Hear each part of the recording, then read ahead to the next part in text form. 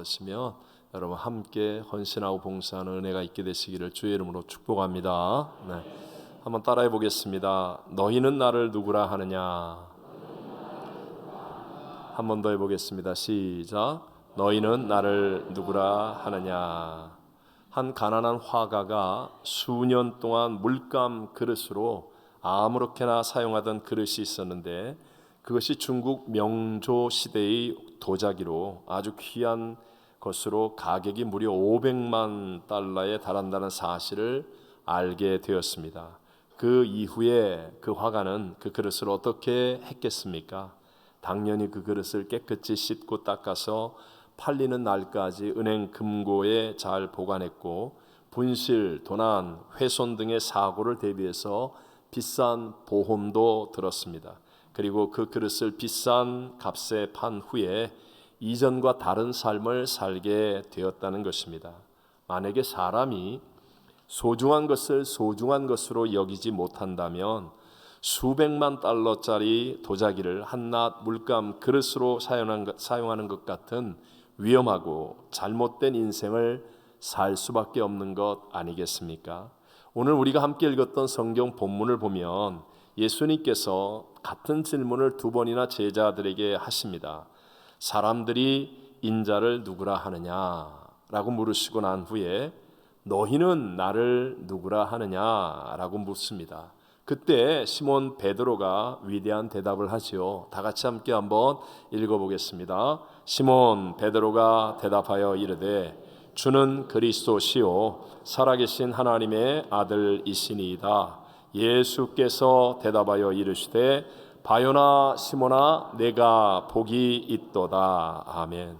보십시오. 예수 그리스도를 어떻게 바라보고 해석하느냐에 따라서 놀라운 복이 그에게 임하였고 인생이 완전히 달라지는 것임을 우리에게 보여주고 있습니다. 베드로가 주는 그리스도시요 살아계신 하나님의 아들이시니이다 라고 예수 그리스도를 바르게 바라보고 해석하니까 그 믿음 위에 주님의 교회를 세우시고 음부의 권세가 이기지 못하게 하셨습니다. 또 천국 열쇠를 주시면서 기도 응답의 역사를 누리는 어마어마한 새 역사와 복을 말씀하시는 것입니다. 반대로 여러분 마태복음 19장에 보면 청년인데 부자라고 하고 또 누가복음 18장에서는 관원이라고 하는 한 사람이 등장합니다.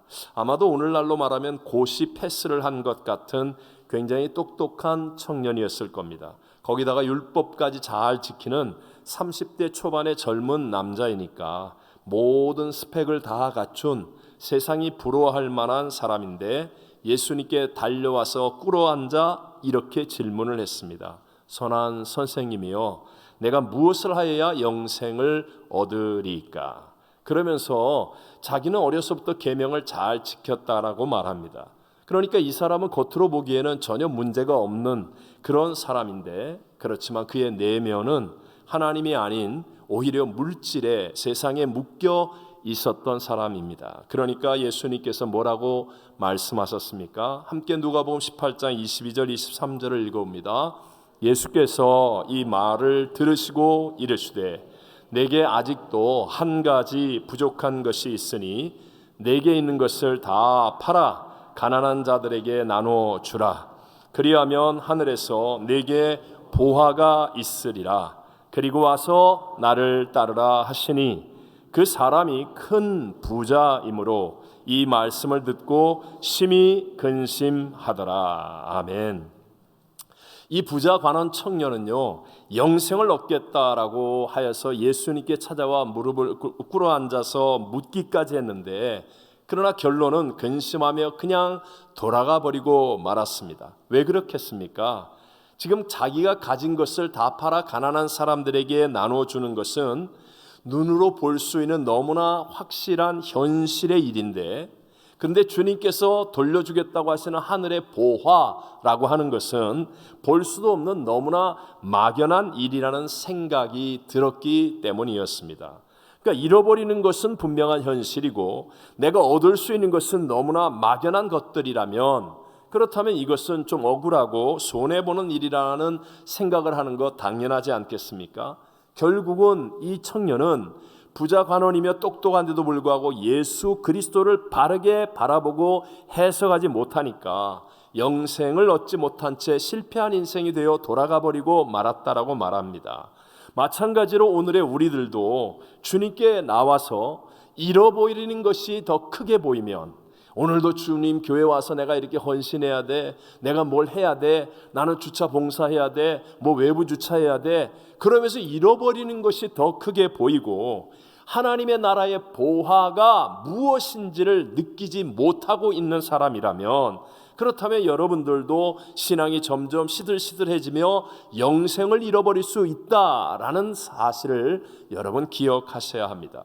거기에 비해서 위대한 하나님의 증인이 되어 정말 존귀한 삶을 살았던 사도 바울은요, 예수 그리스도를 얻기 위해서 다른 모든 것을 배설물로 여기며 버렸다라고 말씀하지요. 아니 도대체 어떻게 해서 이렇게 가능합니까? 함께 빌립보서 3장 7절과 8절을 읽어봅니다.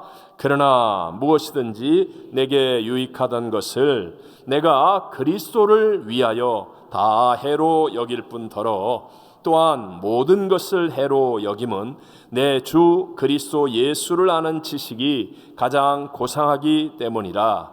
내가 그를 위하여 모든 것을 잃어버리고 배설물로 여김은 그리스도를 얻고. 아멘. 자, 이 사도 바울의 위대한 고백을 보면요, 버리는 것과 얻는 것과의 관계에서 예수 그리스도가 들어가 있다는 사실을 알 수 있습니다. 바울은 실제로 세상의 기득권에 속하는 온갖 좋은 것들을 다 버렸습니다. 그 이유는 바로 예수 그리스도를 얻기 위해서라고 말씀하고 있습니다. 사도 바울이 배설물처럼 버렸던 것들은 세상의 명예, 권력, 물질, 성공, 출세, 너무나 분명한 현실의 것들이죠. 그런데 그가 얻고자 했던 예수 그리스도는 너무나 막연한 것이었다면 이것이야말로 여러분 억울한 일이고 손해보는 일 아니겠습니까? 하지만 사도 바울은요, 자기가 버린 것과 얻는 것을 계산했을 때 오히려 수지 맞았다라고 자신 있게 확신 있게 자기의 삶을 통하여 말씀하며 증거하고 있습니다. 그러니까 여기에서 예수 그리스도를 어떻게 바라보며 어떻게 해석하느냐에 따라 인생이 완전히 달라지는 것임을 우리는 먼저 깨달을 수 있습니다. 사도 바울이 믿고 그리고 고백하고 있는 예수님은 정말로 놀라우신 하나님이십니다.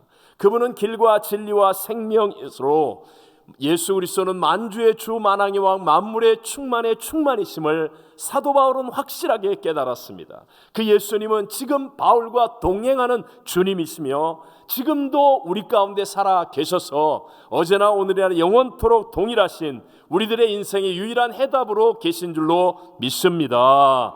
그래서 여러분, 바울을 비롯한 모든 믿음의 사람들은 예수님을 인격적으로 만나서 예수님을 알아가면 알아갈수록 예수님 한 분이면 충분하다라고 담대하게 고백하며 살아가는 인생이 되어지더라는 것입니다. 누가복음 19장에 나오는 여리고의 세리장 삭개오의 이야기가 다 아시죠? 삭개오는요, 인생에 돈만 있어야 된다라고 생각하는 사람입니다. 그래서 매국노의 소리를 들으며 다른 사람들에게 지탄받고 비난받으면서도 여리고의 세리장으로 악착같이 돈을 모았던 사람이에요. 그런데 어느 날 그곳을 지나가시는 예수님을 보기 위해서 돌감람나무 위에 올라갔다가 거기에서 예수님을 인격적으로 만나는 경험을 하게 되어집니다. 삭개오의 이름을 아시고 그를 이미 알고 계신 예수님께서 삭개오를 부르시고 삭개오의 집에서 함께 머물기를 원하실 때 삭개오는 예수님을 확실하게 영접했습니다. 이렇게 삭개오가 예수님을 인격적으로 만나고 예수님을 알게 되니까 그 다음에 나타나는 변화와 결과가 무엇이었습니까? 누가복음 19장 8절과 9절만 읽어봅니다. 삭개오가 서서 주께 여짜오되 주여 보시옵소서, 내 소유의 절반을 가난한 자들에게 주겠사오며 만일 누구의 것을 속여 빼앗은 일이 있으면 내 갑절이나 갚겠나이다. 예수께서 이르시되 오늘 구원이 이 집에 이르렀으니 이 사람도 아브라함의 자손임이로다. 아멘. 삭개오는요, 이제 진짜이신 예수님을 만나고 나니까 이제까지 자신의 목숨보다도 더 소중히 여기며 수단 방법 가리지 않고 모았던 그 재물조차도 의미가 없어졌다라는 거예요. 그래서 자기의 재산의 반을 팔아 가난한 사람들을 섬기고 네 것을 토세한 것이 있으면 4배나 갚겠다라고 담대하게 선포하고 그렇게 하였습니다. 예수님을 얻게 되니까, 예수님 안에 진짜가 있는 것을 깨닫게 되어지니까, 그러니까 삭개오의 영혼과 마음속에 참된 해방과 자유가 넘쳐날 뿐만 아니라 놀라운 구원을 얻는 사람이 된 줄로 믿습니다. 여러분, 오늘 본문에서 베드로의 고백이나 사도 바울의 고백처럼 예수님이 그리스도라는 말은 예수님께 나의 모든 것을 맡긴다라는 것을 의미하죠. 나의 모든 것이 주님 안에 있고 주님과 함께 한다는 것을 의미합니다. 만약에 저와 여러분이 입으로는 그리스도, 주는 그리스도라고 말은 하는데, 그런데 지금 실제 나의 마음속에는 온통 세상의 것들이 가득하다면, 내일 렌트비를 어떻게 내지? 내일 어디 놀러 가기로 했는데, 누구 오후에 만나기로 했는데, 이런 세상의 것들이 가득하다면 사도 바울이 배설물처럼 버렸던 세상의 물질, 권력, 출세, 명예, 쾌락, 이런 것들이 가득하다면, 죄송하지만 입으로는 주는 그리스도라고 했을지라도 실제로는 예수가 그리스도가 아니라는 것입니다. 물론 하나님께서는요, 세상에서 우리들을 쓰실 수 있습니다. 예를 들어 사업을 크게 해서 많은 돈을 다스릴 수 있게도 하시고, 탁월한 지식으로 남을 가르치고 영향력을 행사할 수도 있게 하시고, 어떤 때는 단체를 섬기는 사람이 되어서 유명한 사람이 되기도 하십니다. 그러나 그렇다 할지라도 언제나 마음 중심은 성령으로 충만하여서 늘 주님과 동행하며 하나님의 말씀을 순종하는 삶을 살아가는 사람이 되어져야 한다는 것이죠. 오늘날 현실적으로 수많은 그리스도인들이 예수님이 없는 신앙생활을 합니다. 그냥 아무 생각 없이 주일이기 때문에 그냥 일어나서 교회 와서 형식적으로 이제까지 해왔던 습관처럼 반복되는 예배를 그냥 드리고 돌아갑니다. 예수님을 전혀 체험하지 못하고 함께하지 못합니다. 많은 교회가 예수님이 안 계신 것처럼 사람들이 주인이 되어서 자기들 소견에 좋은 대로 하려고 합니다. 여러분, 그렇지만 실상은 예수님이 안 계신 것은 아니겠죠. 내가 예수님을 깨닫지 못하고 있는 것뿐입니다. 예수님을 우리가 생각하지 못하도록 또는 붙들지 못하도록 우리 마음을 갈라지게 하는 것들이 너무 많이 있기 때문에, 그래서 우리는 함께 하신 예수님을 누리지 못하고 살아가고 있는지도 모릅니다. 제가 다시 한번 우리 17절을 읽으면서 확인하는 시간을 갖겠습니다. 예수께서 대답하여 이르시되 바요나 시몬아, 내가 복이 있도다. 이를 내게 알게 하니는 혈육이 아니요 하늘에 계신 내 아버지시니라. 아멘. 자, 베드로는요, 학문이 없는 어부 출신의 범인이었습니다. 그런데 그가 하나님께서 영적으로 예수 그리스도를 알게 해 주시니까 올바른 해석이 가능한 사람이 되어졌다는 것입니다. 자, 주님께서 베드로에게 너희는 나를 누구라 하느냐라고 물으셨던 것처럼 이 시간 지금 이 자리에서 여러분과 저를 향하여 똑같이 물으신다면 여러분 뭐라고 대답하시겠습니까? 다 같이 해볼래요? 주는 그리스도시요 살아계신 하나님의 아들이십니다 라고 여러분도 대답할 사람들이 대부분입니다. 그런데 그 대답을 들으신 주님께서 베드로에게 하셨던 것처럼 이를 내게 알게 하니는 혈육이 아니요 하늘에 계신 내 아버지시니라 라고 말씀하실 수 있겠습니까?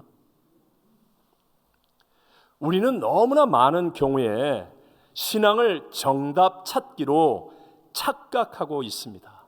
그래서 그냥 교회를 오래 다니면서 듣다가 쇠뇌되고 교리를 암기하고 그냥 교리를 아는 것을 정말 믿음을 갖고 있는 것이라고 착각합니다. 물론 많이 듣고 암기하거나 아는 것은 믿음을 갖는데 절대적으로 중요한 것은 사실이지만 여러분, 그것이 정말 살아계신 예수님과 동행하는 믿음이 되었다라고 말할 수 있는 것은 아니라는 것을 알아야 합니다. 주님과 동행하는 과정을 생략해버린 채 그냥 정답만 알고 있는 거예요. 정답만 알고 나도 믿는 사람이야. 어디 가서 물어보면 주는 그리스도시요 살아계신 하나님의 아들입니다 라고 정답은 말하는데 실제로 살아가는 삶은 그리스도가 아니에요. 하나님의 아들과 동행하는 삶이 아니라는 것입니다. 정답을 암기하는 사람은요, 문제가 하나만 다르게 나와도 감당이 안 됩니다. 우리가 암기하듯 지식으로 알고 있는 것을 믿음이라고 착각하면, 교리적으로 외운 것을 내 믿음이라고 착각하면, 그런 사람은 상황과 조건이 조금만 자기 생각과 달라져도 이기지 못하고 패배하는 믿음, 즉 가짜 믿음이 되어져 버릴 가능성이 많다는 것이에요. 지난 금요일 장로회의 헌신 예배는 정말 역대급의 은혜가 있었습니다. 제가 참 은혜를 많이 받고 많은 우리 청년들도 또 많은 성도들도 정말 놀랄 정도의 은혜를 받고 이야기를 나누면서 곱씹게 되었습니다. 기도하면서 생각하는 거예요. 사실 작년이나 올해나 그 장로님이 그 장로님인데 근데 무슨 차이가 있었을까? 무엇인지 아십니까? 헌신 예배를 앞두고 주님과 동행하며 준비하는 과정을 두려워하지 않고 지났다는 거예요. 특송을 작사 작곡하고 그 어려운 곡을 연습하는 그 과정, 꽁트를 머리를 쥐어 짜내면서 준비하고 또 연습하는 그 과정을 주님과 동행하는 믿음으로 지났기 때문에 하나님이 함께 하신다는 은혜가 확실하게 증거될 수 있었다는 것입니다. 여러분, 이건 명심하셔야 됩니다. 하나님이 때로는 우리에게 고난을 주신 이유, 우리에게 여러 가지 시험을 허락하신 이유, 그것은 그 과정을 지나감을 통하여서 주님은 정말 나의 그리스도시구나, 주님은 정말 살아계신 하나님의 아들이시구나, 이것이 믿어지고 체험되어지고 깨달아지게 만들어 주시는 것이에요. 그래서 과정을 지나감을 통하여 예수 그리스도를 내가 바르게 알게 되고 내가 올바르게 해석할 수 있는 사람이 되어지는 것, 여러분, 이것이 진짜 살아있는 믿음인 것을 깨닫게 되시기를 바랍니다. 그냥 교회만 살짝 왔다가 편안하고 안전하게 신앙생활하고 그래서 정답만 암기하고 있는 사람이 되지 마시고, 때로는 내 생각과 다르지만 때로는 여러 가지 시험같이 보이지만 그러나 영광과 존귀와 칭찬이 있는 결말을 바라보면서 그 과정을 믿음으로 지나가는 사람이 되어지면, 그러면요 정말 주님은 그리스도시구나, 주님은 살아계신 하나님의 아들이시구나, 이것이 여기서부터 믿어지는 믿음이 되어서 어떤 상황과 조건이 다가와도 능히 이기는 자가 되어질 줄로 믿습니다. 바로 이것을 우리에게 도와주시고 행해 주시는 분이 보혜사 성령 하나님이십니다. 우리를 곁에서 도우며 할 수 있다, 하면 된다, 같이 해보자, 그러면서 우리에게 믿음의 과정을 지나가게 하시는 분, 두려워하지 않고 포기하지 않고 그 과정을 지남으로 주님에 대한 확실한 믿음을 갖게 해주시는 분, 주님을 생각나게 하고 주님이 가르친 모든 것을 기억나게 하면서 우리와 함께 하시는 분이 보혜사 성령님이에요. 그래서 예수님께서는 승천하여 떠나시면서 다른 말씀, 다른 부탁 하나도 하지 않고 그냥 오직 성령님을 기다려라, 성령과 함께하라 라는 말씀만 하시지 않았습니까? 고린도서 12장 3절에도 누구든지 성령으로 하지 아니하고는 예수를 주라 시인할 자가 없다라고 말씀했어요. 그러므로 여러분, 지금 하나님께서 약속하여 보내신 성령 하나님은 지금도 우리와 함께하고 계신 줄로 믿습니다. 그러면 중요한 게 뭐예요? 성령님은 우리와 함께 하세요. 하나님의 약속은 1.1의 변함이 없어요. 내 쪽에서 하나님의 약속에 대한 사모함의 열정을 갖는 겁니다.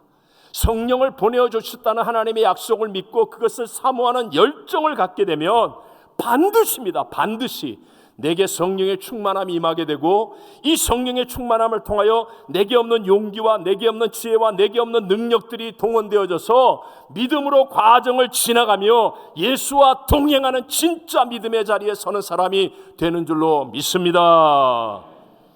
왜 운동 경기 같은 거 하면, 지난번 슈퍼볼 할 때도 정말 자기 좋아하는 팀을 향해서 응원하는 열기가 얼마나 대단합니까? 막 저절로 나오는 거 아니겠습니까? 그래서 그 응원하는 열기 속에서 운동하는 팀이나 관중이 하나가 되어지는 것, 그것을 우리 보지 않습니까? 영적으로도 마찬가지예요. 이미 우리 가운데 있는 성령님, 그 성령님의 역사가 내게 임하려면, 내게 일어나려면 내 마음속에 그 성령님에 대한 하나님의 약속의 말씀을 믿는 믿음의 열정, 사모함이 내 안에 있어야 한다는 거예요. 그럴 때 성령과 하나 되어지는 역사가 일어나는 것입니다. 우리 누가복음 12장 49절 50절 예수님이 하신 말씀을 같이 읽어봅니다. 내가 불을 땅에 던지러 왔노니 이 불이 이미 붙었으면 내가 무엇을 원하리요? 나는 받을 세례가 있으니 그것이 이루어지기까지 나의 답답함이 어떠하겠느냐. 아멘. 예수님의 소원, 간절함을 표현하잖아요. 믿는 사람들의 영혼이 좀 불이 붙어 있는 것처럼, 뜨겁기를 소원하시는 거예요. 그렇지 못하여서 성령 충만하지 못한 것을 우리 주님은 너무너무 답답해하고 계신 것입니다. 여러분, 우리의 육체도 보십시오. 감기가 올 때 몸이 막 불덩이처럼 뜨거워지는 것은 병원균을 이기려는 면역력을 높이기 위한 몸의 자연적인 반응입니다. 일본에서의 연구에 따르면 암을 비롯한 각종 성인병 또는 아토피 환자들은 거의 예외 없이 체온이 낮다고 그래요. 섭씨로 말하면 36도를 넘지 못하는 사람들이 대부분 면역력이 없이 병이 걸린다는 거예요. 만약에 체온이 35도 이하가 되면 인체가 좀 더 심각한 상황에 빠지게 되고, 물에 빠졌다가 건져낸 사람이 사느냐 죽느냐의 상태의 체온이 34도이고, 체온이 30도 이하가 되면 의식을 잃어버리게 되고 27도가 되면 숨을 멈추게 된다는 겁니다.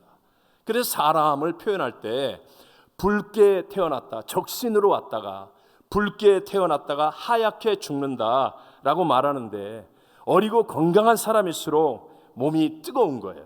그리고 똑같은 몸이지만 생명이 떠나면 시신은 얼마나 차갑습니까? 차가워지는 거예요. 영적으로도 마찬가지라는 거예요. 예배를 드릴 때 자기가 차갑게 앉아있는 사람이 되지 말고 정말 하나님의 약속의 말씀을 사모하는 뜨거운 열정을 일으켜서 하나님 앞에 성령을 사모하는 사람이 되어지면 이 자리에 함께 하시는 성령의 놀라운 역사가 우리에게 임하여서 우리도 믿음으로 용기 있게 그 과정을 지나가게 하시고, 그 과정을 지나감을 통하여 주는 그리스도시구나, 주는 살아계신 하나님이시구나, 이것이 믿어지는 믿음, 체험되는 믿음, 내 것이 되어지는 믿음이 되어질 줄로 믿습니다. 성령의 불이 붙는 뜨거움의 증거가 무엇입니까? 아, 목사님 뜨거워지라고 그러는데 그럼 뭐 핫팩을 가지고 올까요? 여러분, 뜨거움의 증거는 반드시입니다. 반드시 기도로 나타난다는 거예요. 그래서 내 안에 정말 성령의 그 불이 붙을 수 있는 뜨거운 심령이 되는 사람은 기도의 뜨거움이 나타나게 되어져 있어요.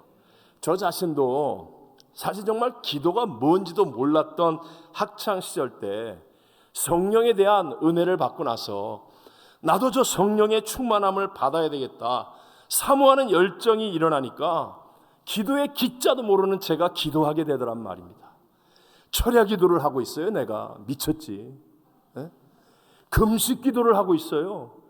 이게 말이 되는 일입니까? 제가 나도 모르게 성령의 충만함을 받아야 되겠다는 이 마음의 사모함의 열정이 생기니까 나도 모르게 예배 때 뜨겁게 기도하게 되고, 이 기도의 불이 나타나게 되도록 그 기도가 제 인생을 송두리째 완전히 바꾸어 놓고 말았다는 사실을 간증하는 거예요.